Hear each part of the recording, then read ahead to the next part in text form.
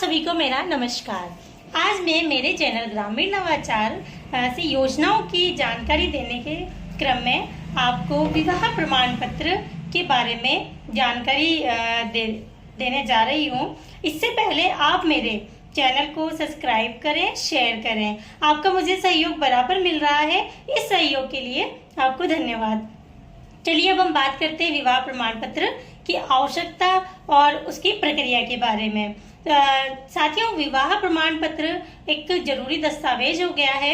इसका लाभ आपको जॉइंट बैंक अकाउंट खुलवाने में, पासपोर्ट बनवाने में, बीमा करवाने में तथा हमारे किसी भी देश का स्थायी निवास प्रमाण करने के लिए एक प्रमाण पत्र के रूप में उपयोग में लिया जा सकता है। और इसके बनाने के लिए आपको जो आवश्यक दस्तावेज है वह है, एक तो आपके आयु से संबंधित दस्तावेज, क्योंकि इसमें बाल विवाह भी हमारे अधिनियम में निषेध किया गया है।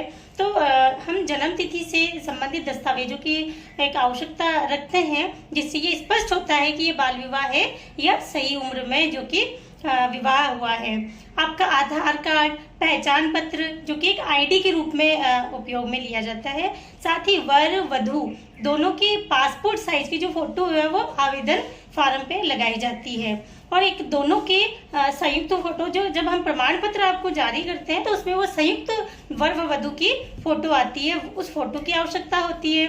और आपके एड्रेस से संबंधित दस्तावेज, जिसमें आपकी पहचान और एड्रेस दोनों प्रूफ होते हैं कि हाँ आप ही वह व्यक्ति हैं जिसका हम रजिस्ट्रेशन करने जा रहे हैं और ये इस निवास स्थान पे के स्थायी निवासी हैं।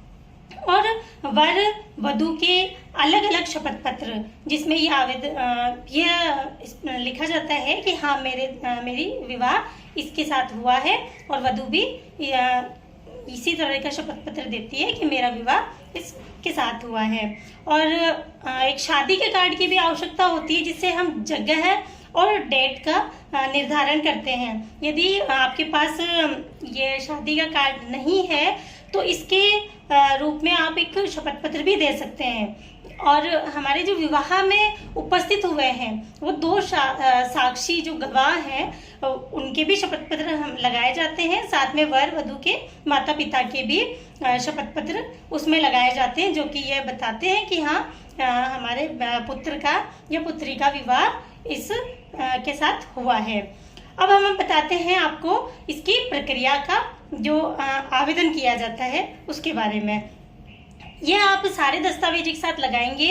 आप पहचान पोर्टल या किसी भी अन्य ई मित्र के माध्यम से या रजिस्ट्रार ऑफिस से इसका आवेदन फार्म आप प्राप्त कर सकते हैं, और उसको भरकर उसके साथ ये सारे दस्तावेज लगाकर आप अपने रजिस्ट्रेशन के लिए आवेदन कर सकते हैं। रजिस्ट्रार इन जो आपके दस्तावेज संलग्न हैं इनकी तथा आपके विवाह की जो स्थिति है उसके बारे में जांच करने के पश्चात जब वो संतुष्ट हो जाता है कि हाँ यह जो विवाह हुआ है वह सही है और प्रमाणिक है, तो फिर वह उस मैरिज सर्टिफिकेट को, विवाह प्रमाण पत्र को रजिस्ट्रेशन कर और रजिस्ट्रेशन आपका जो विवाह प्रमाण पत्र है वो जारी कर देगा, जो आपको उपलब्ध हो जाएगा। इसके अलावा साथियों, ये तो रह गई एक उस प्रक्रिया के बारे में जो कि विवाह सही समय पे होता है और समय पे रजिस्ट्रेशन करा लिया जाता है। परंतु कई ऐसे विवाह के लिए आवेदन होते हैं जिसके बारे में हमें भी काफी विचार करना पड़ जाता है कि इसका हम किस तरीके से निर्धारण करें कि विवाह हुआ है या नहीं हुआ है। तो जैसे कि बाल विवाह पंजीकरण, तो बाल विवाह में वर या वधू की आयु, जो निर्धारित आयु है वर की 21 वर्ष तथा वधू की 18 वर्ष, यदि इससे कम वर्ष में विवाह हुआ है तो वह बाल विवाह अधिनियम के तहत एक कहते हैं कि प्रतिषेध होता है।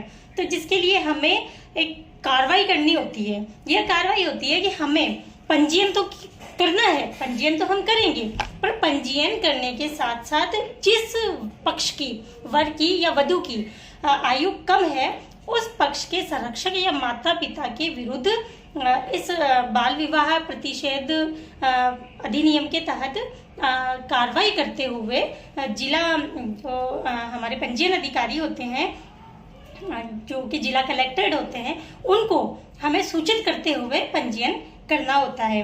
इसलिए बाल विवाह नहीं करें, यही एक कुरीति है जिसका हमें वैसे तो इस कुरीति को मिटाने का प्रयास करना चाहिए। पर फिर भी जब रजिस्ट्रेशन लागू होने से पहले बाल विवाह होते थे तो उनका भी रजिस्ट्रेशन किया जा सकता है। इसके अलावा विधवा या विधुर विवाह का भी पंजीकरण किया जाता है। कई लोग होते हैं कि विवाह के पश्चात नहीं, तुरंत रजिस्ट्रेशन नहीं करवा पाते हैं, पर और उस पक्ष में कोई किसी की मृत्यु हो जाती है, तो ऐसी स्थिति में कई जगह आवश्यकता होती है विवाह प्रमाण पत्र की। तो वह प्रमाण पत्र किस प्रकार जारी हो, हाँ, तो यह प्रमाण पत्र भी जारी किया जा सकता है। इसके लिए कार्रवाई होती है कि जिस पक्ष की मृत्यु हो गई हो उस पक्ष के माता पिता व संरक्षक द्वारा शपथ पत्र दिया जाता है, और उस शपथ पत्र के आधार पर हमें रजिस्ट्रार को ये संतुष्टि करनी होती है कि इसने अभी तक पुनर्विवाह नहीं किया है और ये अभी तक अपने माता पिता इनकी या ससुराल पक्ष में रह रही है। यह करते हुए उनके गवाहों के शपथ पत्र लेते हुए पंजीयन किया जा सकता है। तो ये हमारी थी विवाह प्रमाण पत्र पंजीयन के लिए आपको जानकारी। दोस्तों, यह हमारी जानकारी कैसी लगी ये आप कमेंट बॉक्स में हमें जरूर बताएं।